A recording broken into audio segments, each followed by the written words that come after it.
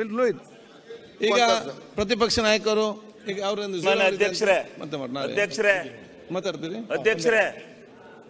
ಅಧ್ಯಕ್ಷರು ಇಲ್ಲ ಅಶೋಕ್ ಮಾತಾಡಿ ನೋಡುವ ಅಧ್ಯಕ್ಷರೇ ನಾನು ನೇಮ 60ರಲ್ಲಿ ಪ್ರಸ್ತಾವನೆ ತಂದಿದ್ದೇನೆ.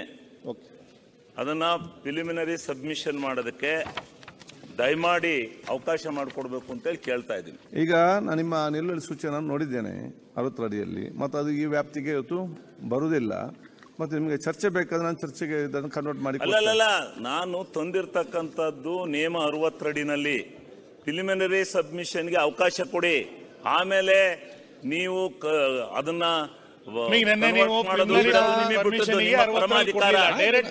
ನನ್ನ ಬಗ್ಗೆ ನೀವ್ಯಾಕೆ ಮಾತಾಡ್ತೀನಿ? ನಾನು ಮಾತಾಡ್ತೇನೆ ಅಲ್ಲ.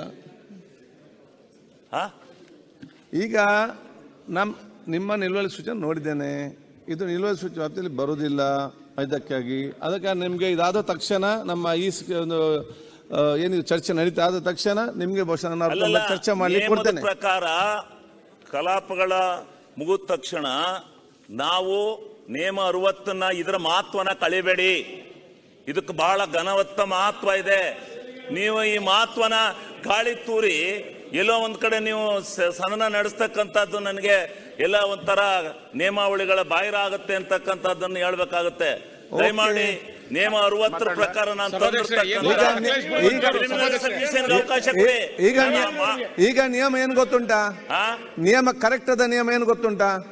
ಇಲ್ಲಿ ಅಧ್ಯಕ್ಷ ಇಲ್ಲ ಕೇಳಬೇಕು. ಈಗ ಕೂತ್ಕೊಳ್ಳಿ, ನೀವು ಮಾತಾಡಿ.